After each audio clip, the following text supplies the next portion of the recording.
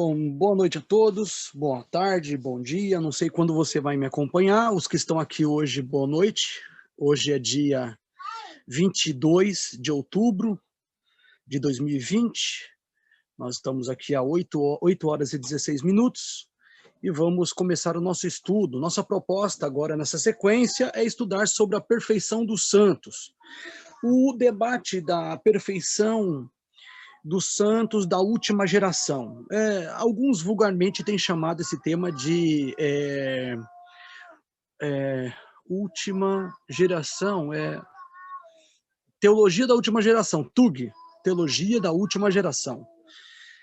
E nós precisamos, antes de qualquer coisa, de fazer um reconhecimento histórico, né, de que essa ideia do perfeição, ou o perfeccionismo, ele está entranhado na história do Adventismo, porque desde os nossos pioneiros, e ao longo do século XX, várias gerações de homens importantes da Igreja Adventista defenderam a teologia da última geração sem pecado, né? E esse tema, atualmente, é controverso hoje, porque boa parte da liderança da Igreja entende que essa perfeição não é uma perfeição do ser dos santos, mas é claro que os santos serão consagrados, dedicados à melhor geração de Deus, às primícias dos homens da terra, etc, até aí tudo bem, mas eles não são totalmente sem pecados, quer dizer, eles não são sem pecados em sua natureza, e eventualmente eles podem ter fraquezas, etc., mas não admitem atos pecaminosos, mesmo assim, né? Mesmo assim. Nós temos muito que estudar sobre isso. É claro que esse não é o melhor estudo que eu tenho sobre isso por enquanto. Eu tenho um estudo direto sobre isso.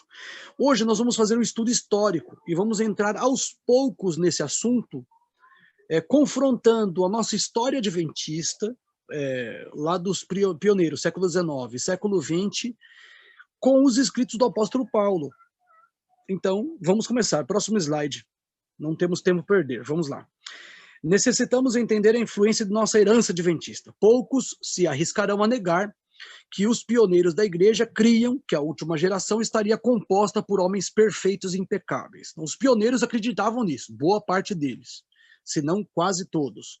Eu só tiraria como exceção ali Ellen White, pelo menos nos últimos escritos, eu digo, por causa da compreensão que é crescente. Vamos seguir adiante.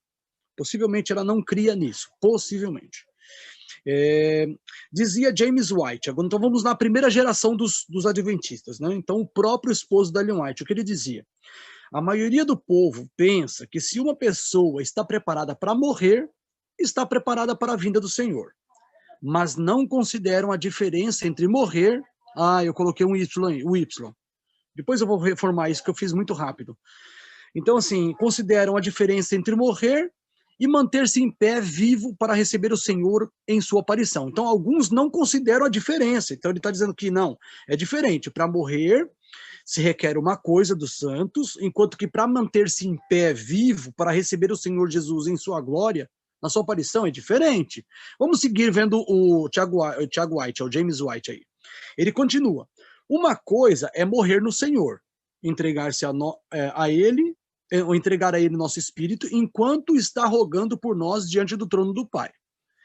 E outra coisa, bastante diferente, diz o James White, é manter-se no tempo de angústia depois que Jesus cesse de interceder a favor do homem, depois que seu sacerdócio esteja concluído e se esteja preparando para vir redimir os seus e vingar-se sobre os seus inimigos, né? Vingar-se dos inimigos.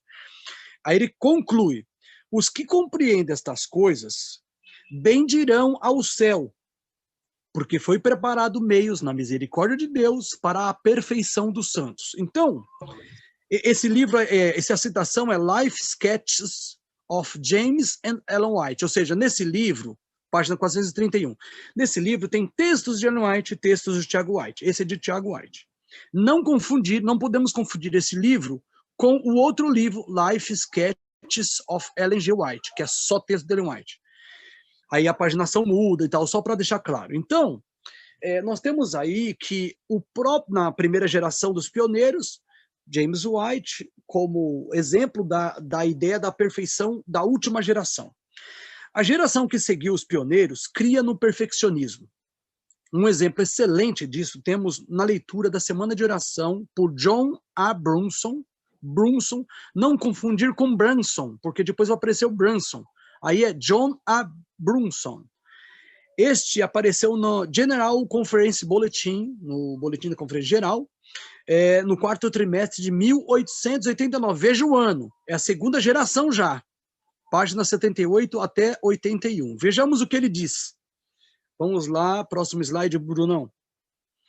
Dificilmente alguém poderia citar, aliás, não, ele não está dizendo ainda, tá? Só está preparando para o texto dele. Dificilmente alguém poderia citar algo de maior aceitação oficial do que o folheto da Semana de Oração da Conferência Geral. Então, a coisa mais oficial que tem da Igreja Adventista é a Semana de Oração da Conferência Geral. Aquilo que está anunciando ali é o que é. Então, o que dizia o John Brunson? Ele dizia assim: se requer mais dos candidatos para a transladação que dos outros que tenham vivido e morrido em Cristo? Eu respondo, é certo que sim. Por quê? Aí ele vai responder, porque aqueles que acham de ser transladados deverão alcançar tal grau de perfeição, enquanto estão na carne, que os capacite para manter-se ou suster-se em pé sem um mediador nos últimos tempos. Isso significa muito, muito mais do que temo que muitos de nós compreendemos. Então aí nós percebemos que realmente o Brunson, ele confessa, a segunda geração confessa que se requer essa perfeição dos santos, né? Essa perfeição. Então, se sua obra, ele continua, né? O mesmo Brunson, se sua obra de mediador começou tão logo surgiu a necessidade para ela, tem tão logo duas vezes aí, preciso eliminar isso. Tão logo surgiu a necessidade para ela, nós concluímos que cessará a obra de intercessão, mediador, cessará somente quando a necessidade que se tem dela termine.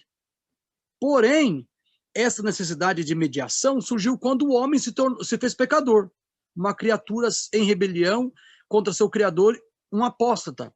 Só um detalhe aí, viu, gente, antes de a gente continuar.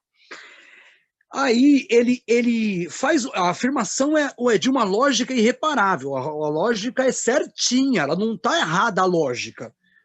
Assim, o raciocínio lógico dele, mas está baseado numa premissa errada. Então, note bem, o raciocínio dele está certo, mas baseado numa premissa errada. Vou explicar para vocês. Ele diz assim, só reforçando, se sua obra de mediador começou tão logo surgiu a necessidade para ela, nós concluímos que a sua obra de mediador cessará somente quando a necessidade que se tem dela termine. Ou seja, ele vai dizer que a necessidade de mediação surgiu quando o homem se fez pecador. Então, a obra de intercessão e mediação de Cristo, ela cessa quando o homem deixa de ser pecador. Essa é a lógica dele. Onde que ele está errado? Eu coloquei aí no final do slide, coloquei assim, ver desejado de todas as nações, 716. Lá, diz assim que Cristo estava na terra, enquanto ele estava na terra, ele estava adquirindo o direito de se fazer mediador. Então, note, se na terra, enquanto o homem, quando ele se encarnou, durante o seu ministério público, ele estava adquirindo o direito de ser mediador da raça humana, logo, ele não era mediador no Antigo Testamento. Pelo menos ele não era mediador em exercício. Ele era o mediador prometido.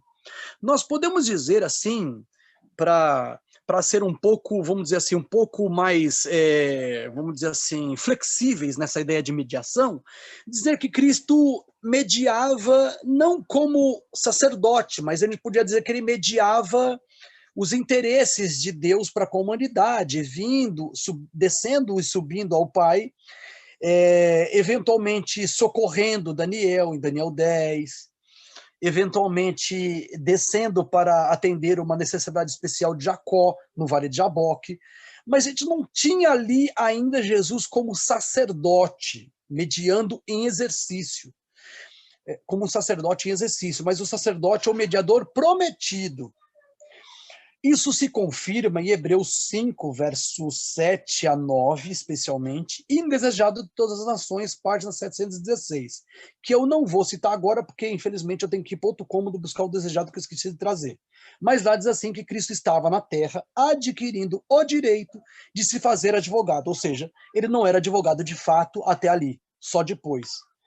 Então, a pressuposição, ele parte do pressuposto de que Cristo começou a mediar logo que o homem começou a pecar. Esse pressuposto está errado na raiz. Não é? Então, próximo slide, vejamos lá. Portanto, continua o Brunson, né? Esta necessidade de mediação, tá? Cessará somente quando os filhos de Deus, olha agora, na carne, tenham sido restaurados a esta completa harmonia com Deus, que desfrutava o homem antes de pecar. Ou seja, o que tiver que ser trasladado, aquele que tiver, concordará tão perfeitamente com a imagem de Cristo, propósito para o qual foi chamado, Romanos 8, 29, 28 e 29, como Adão concordava com a imagem de Cristo antes de que pecasse. Então, próximo slide, acho que vai mostrar a fonte, não sei, deixa eu ver se mostra a fonte. Se alguém quiser ler uma documentação, acho que já falou, Boletim de Conferência Geral, 78 a 81, já falou a fonte. Só para a gente confirmar, então. A segunda geração foi tão perfeccionista quanto a primeira. E talvez até no raciocínio tenha sido um pouco mais elaborado, mais bem elaborado o raciocínio desse perfeccionismo da segunda geração de adventistas, lá por volta de 1889, por aí. Então, vamos seguir adiante. Se alguém quiser ler uma documentação da posição perfeccionista dos pioneiros adventistas, lhe sugiro a tese de Robert Haddock. O nome da tese é Uma História da Doutrina do Santuário no Movimento Adventista de 1800 a 1905. Foi feita na Andrews University, né, junho de 1970. Essa tese, né, esse documento, eu não sei se foi um TCC, um mestrado, ele está fartamente documentado. A terceira geração do ensino adventista do sétimo dia ficou bem representada pelas obras do pastor M.L. Anderson, publicada em nossa denominação. Sua obra, O Livro de Hebreus, é o livro mais perfeccionista dele, o Livro de Hebreus. Ensina claramente o conceito da perfeição impecável da geração final. Diz Anderson, vamos lá, próximo slide. Alguma vez alguém alcançará a perfeição que Paulo disse não ter alcançado? Nós assim o cremos. Leia-se a descrição dos 144.000 em Apocalipse 14, verso 4 e 5. Veja-se, além disso, né, veja-se além, o ritual do santuário, também por Anderson, no capítulo A Última Geração. Eu tenho aqui o livro O Ritual do Santuário, que é esse aqui que os irmãos estão vendo. Ele não está com a capa original, se eu não me engano. Essa capa foi colocada na livraria Sebo. Quando ele chegou lá, possivelmente a capa estava ruim, eles encaparam, encadernaram o livro, e ficou assim, O Ritual do Santuário. E eu tive aqui olhando, né, e realmente é isso mesmo que o slide vem dizendo aí, que o artigo que eu adaptei para o nosso estudo vem dizendo, exatamente isso. Então, o Anderson, ele vai morrer lá por volta de 1960 e pouco, 1970, ele morre ali entre 60 e 70, e ele representa lá já a terceira, a geração já adiantado, né? Não é mais ou menos, não, é bem, ele viveu bastante também. E ele perdeu a credencial de pastor, e depois da morte dele, a Conferência Geral resolveu restituir a credencial de pastor à sua esposa. Quer dizer, ele, na verdade, um tipo de reconhecimento do trabalho dele, sabe? Ele era um homem de Deus, vamos lá, o Anderson era um homem de Deus, mas ele era míope em assunto de salvação, né? O resto ele era um homem, mas era um tremendo homem de Deus, íntegro, aliás, né? Dedicado até o último, só que você pode imaginar uma pessoa íntegra, era ele. Todavia, como falei, a compreensão dele de salvação era muito, muito, muito precária, como os anteriores que a gente viu aí. Próximo slide. Vejamos, as coisas vão piorando, tá? O que vocês vão ver daqui para frente, olha aqui. Roy Alan Anderson, que também era um homem de Deus, todos eles, aqueles que mencionou até agora, tudo homem de Deus, parece seguir os passos de James White, Brunson e Anderson, quando escreve seu livro Unfolding the Revelation, em 1946, que ainda pode ser encontrado nas lojas adventistas. Na verdade, podia na década de 70, hoje eu não sei se ainda existe. Sigamos adiante aí. A expressão primícias, aí já é o próprio Anderson dizendo, tá? Ela se refere à qualidade. Dentre todos os redimidos da terra, eles, os 144 mil, são os primeiros em qualidade. Os que saírem dos sepulcros na segunda vinda de Cristo serão ressuscitados em um estado de perfeição mediante o poder da criação. Então, o poder criador de Deus vai ressuscitar os salvos já perfeitos. Sigamos adiante. E os que viverem para o tempo de sua vinda haverão crescido até a perfeição mediante a graça e o poder do Espírito Santo que mora dentro deles. Ou seja, eles vão atingir a mesma perfeição que os ressuscitados, mas pelo poder do Espírito Santo regenerador dentro deles. Então vai ser pela justiça comunicada que eles se tornarão perfeitos igual a Adão antes da queda. Essa é a defesa dele. Próximo slide. Uma das publicações denominacionais de maior autoridade que mantém o perfeccionismo foi um livro do Leroy Edwin Fromm, que é uma coleção monumental, gigante, de 4 ou 5 volumes, chamado Nosso Firme Fundamento, Nosso Firme Alicerce, uma coisa assim. Um informe publicado pela Conferência Geral de 1952. Recentemente, um amigo nosso da Igreja Adventista, que ele é obreiro lá nos Estados Unidos, ele não é pastor, se eu não me engano, ele é obreiro. O nome dele é Rodrigo Cervelli, ou Cervelli. Ele tem um canal na internet, ele é um bom apologeta em defesa da fé adventista, é bom. E o que acontece, eu não me lembro do nome do canal dele, tá? E ele mostrou a foto que ele conseguiu os 4 volumes ou 5 dessa Our Firm Foundation, do Leroy Edwin Fromm. Próximo slide, vamos seguir adiante. Não citarei aqui suas numerosas declarações perfeccionistas do nosso firme fundamento, aquele lá.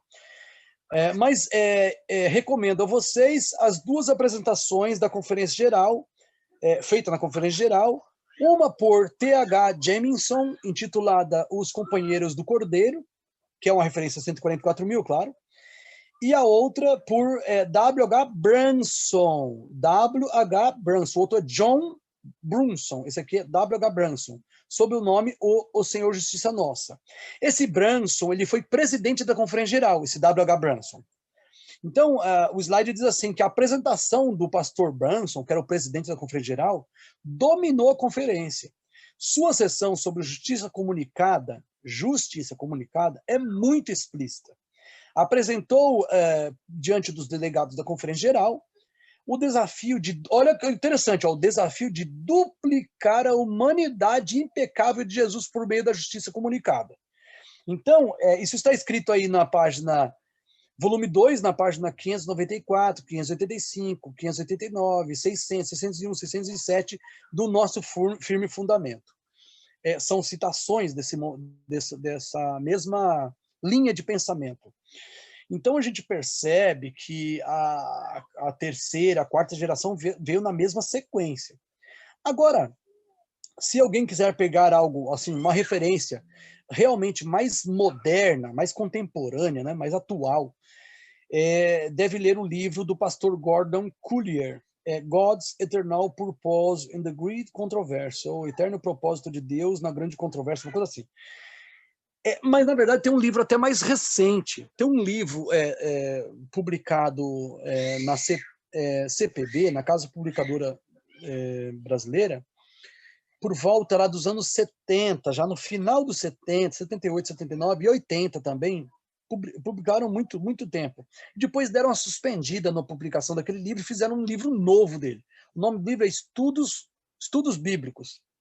Ele tem mais de 400 páginas, 300 ou 400, quase 400 páginas, os estudos bíblicos, e tem muitos temas, são vários estudos, assim, mais de 50, 60 estudos bíblicos lá, né? De todo tipo que você puder imaginar. E um deles, lá por volta da página 126, o nome do livro, do capítulo do estudo é Vida Sem Pecado. Naquele capítulo é um veneno puro. Primeiro porque vai falar que Cristo tinha a natureza humana pecaminosa, ele tinha tendência ao pecado igual a todos nós, igualzinho a gente ele era, sem atos pecaminosos, mas ele tinha a mesma natureza depravada, corrupta que nós temos, lá no estudos bíblicos. E esse God's Eternal Purpose in the Great Controversy vai na mesma pegada, entendeu? Só que é mais trabalhado, mais elaborado. Próximo slide. Então nós temos aí uma sucessão de representantes adventistas defendendo esse ideal de que a última geração, os 144 mil, chamemos assim, para ser mais específico, atingiria uma perfeição, uma vida sem pecado. Essa é a ideia. A ideia de vir ao juízo, ainda precisando de misericórdia, muito especialmente de que homens arrependidos e todavia pecadores pudessem entrar confiada e alegremente pela fé ao juízo na justiça de um substituto, confiados na justiça de um substituto, era um pensamento novo para muitos, na década de 70, 80, assim, uma coisa que rara. Mas, mais que isso, eram as mais doces e prazerosas novas que muitos tinham ouvido. Próximo slide. Vamos lá. Nem o tempo, nem as circunstâncias e conclusões errôneas, nem as limitações de conclusões errôneas podem apagar a memória das almas que soluçavam de grande alegria por causa da simples revelação de que Cristo é a nossa justiça no juízo. Olha que interessante. Ele está propondo uma coisa diferente aqui, ó, o slide. Cristo é nossa justiça no juízo. Quer dizer, não sou eu minha justiça. Cristo é nossa justiça no juízo. Outro, que esse juízo é para nós, ou seja, o juízo não é contra nós, é para nós. Que a porta do juízo do Santíssimo está aberta para nós entrarmos pela fé lá. E que olhando a Cristo, puxa vida, deixei Cristo com a letra minúscula, me perdoe, vou corrigir esse slide. Olhando a Cristo, podemos dizer, tudo está pronto, vinde as bodas. Portanto, assim, é como querendo dizer assim, tudo foi preparado para a gente no juízo investigativo. Tudo foi preparado para o juízo investigativo, para que nós pudéssemos passar pelo nosso caso pudesse passar no juízo investigativo e estarmos salvos. Tudo foi preparado. Vinde as bodas, né? Animem-se. Então, segue aí os nossos estudos, né? Deixa eu ver aqui o horário. O horário já está dando aí, Brunão? Aqui está 8h39. Pode ir, tem 9 minutos ainda. Então vamos lá. Nós recusamos qualquer perfeição ou perfeccionismo aqui e agora. Então, assim, é nossa convicção, minha convicção, que perfeição no sentido de vida sem pecado, aqui agora, esquece. Não tem isso hoje, alguém viver assim, vivendo sem pecar. Não tem isso hoje. Entendemos que isto é impossível dentro do tempo da vida probatória do crente, exceto em Cristo Jesus. Aí tem uma citação aí que eu esqueci de fechar o parênteses, quarto volume Testemunho para a Igreja, eu preciso confirmar a página, mas do texto em espanhol que eu peguei, a página 367. Eu vou confirmar depois, eu dou uma retificada e eu peço para o Bruno compartilhar no grupo, só depois de retificar, tá bom? Para muitos, parece que estamos, quando a gente fala assim, não dá para ser perfeito aqui agora, quem está me ouvindo agora, ou quem vai me ouvir no YouTube, né, pode falar assim, mas, poxa, você está negando o poder do Evangelho de fazer-nos perfeitos agora? Bom, nas palavras de um crítico, alguns falando até de uma forma zombeteira, né, escarnecedora, falam de nossa vã esperança de entrar no juízo, agarrados na barra do vestido da justiça pessoal de Cristo. Zombam de nós, né, escarnecem de nós quando a gente fala isso. Mas quando fazem por pura ignorância, por desconhecerem o fundamento de nossa crença, o fundamento bíblico e do espírito de profecia. Vamos seguir adiante. Antes que vocês, meus amigos que me assistem agora, os que estão agora comigo em grupo aqui no Zoom, ou antes de vocês que me acompanharem depois aí, né? Algum tempo depois no YouTube, de vocês se apressarem em defender suas ideias de perfeição, agora ou no tempo das pragas, com argumentos que já foram meus, permita-me fazer-lhes uma súplica, né? Uma sequência de súplicas, 5 pontos aí para vocês. Ó. Primeiro ponto, é o primeiro pedido para vocês. Antes de vocês concluírem que eu estou errado, tem gente que está ouvindo agora e já está assim, peraí, vou pegar livro tal, página tal, calma. Primeira coisa, se você conhece os argumentos em favor de uma perfeição impecável antes da segunda vinda de Cristo, trate então de examinar objetivamente alguma evidência em contrário. Tem algum áudio aberto aí, gente? Espera aí. Tem algum áudio aberto? Deixa eu ver. Vamos lá? Vou seguir adiante aí. Então, assim, se você que me vê agora, você tem argumentos em favor da perfeição, hoje ou no período de pragas, antes de você concluir, de você apresentar seus textos, trate, então, de examinar objetivamente alguma evidência em contrário. Tem evidências que parecem divergir da ideia de que dá para ser perfeito, vida sem pecado agora, ou vida sem pecado durante as pragas? Se tem evidências, trate de ir atrás delas. Foi o que eu fiz. Foi o que eu fiz. Quando eu li isso a primeira vez, em 1996, 5, 6 por aí, foi a primeira coisa que eu fiz. Falei, peraí, deixa eu dar uma olhada no que tem, né? 2. Não é tarefa fácil mudar uma posição quando está profundamente arraigado. Então, assim, a gente faz, sei lá quantas décadas que eu pensei que era daquele jeito. Nos 144 mil tinha que viver sem pecado, né? De fato, é geralmente impossível mudar de posição quando ela está profundamente arraigada, a menos que essa posição seja substituída por algo melhor. Eu pretendo apresentar a evidência de algo melhor. Próximo slide. Terceiro ponto. É mais difícil ainda mudar a posição, né? Ser objetivos, quando temos estado pessoalmente envolvidos nesse debate, né, de perfeição, não perfeição. Nesta vida, podemos defender a nós mesmos ou podemos defender a verdade. Porém, não podemos fazer ambas as coisas de uma vez. Que Deus nos dê uma mentalidade que esteja disposta a trocar o erro pela verdade.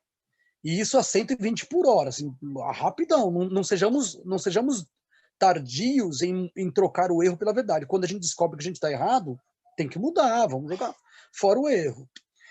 Nunca fiz outra coisa com maior cuidado. Nunca mesmo. Assim, na minha vida, o assunto que eu mais estudei foi esse. O que eu mais estudei. Não vou atirar o bebê pela janela junto com a água suja. A verdade é de origem puramente celestial. Necessitamos purificar-nos de qualquer coisa de origem humana. Em nossa compreensão, né, qualquer coisa que não seja amparada naquilo que está escrito, né, inspirado na Bíblia e no Espírito de Profecia. Próximo slide.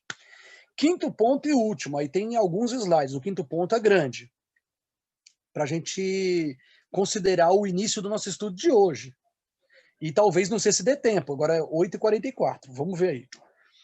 Admito que os pioneiros, com exceção da senhora White, eram perfeccionistas e que eles tiveram dificuldades em aceitar o ponto de vista de nos tornar impecáveis só na segunda vinda. Para eles era difícil esse negócio. Peraí, tornar impecável só quando transformar de corruptível para incorruptível? Não, tem que ser antes. Eles diziam, né? Mas lembre-se de que alguns dos pioneiros também tiveram dificuldades enormes em aceitar a verdades fundamentais, como a Trindade, a completa divindade de Deus, de Cristo, né? Uma expiação completa na cruz, bem como a justificação pela fé em 1888. Eles tiveram grande dificuldade de aceitar isso. Próximo slide. Devemos distinguir, uma coisa importante aqui, isso tem que ficar bem claro. Devemos diferenciar entre pilares da fé e erros humanos. Alguns dos conservadores pensaram que a mensagem de 1888 estava demolindo os pilares do adventismo. É surpreendente conceber que tais homens pensaram que alguns de seus erros acariciados e hereditários eram preciosos pilares da fé. E eles acusaram Alonzo T. Jones e o Elliot J. Wagoner de que eles estavam destruindo os pilares da fé do Adventismo. Só que a irmã White fala assim, não, eles não estão nem tocando nos pilares do Adventismo, que a mensagem estava vindo no sentido correto, né? No sentido de aprender a justiça imputada de Cristo. E também é comunicado.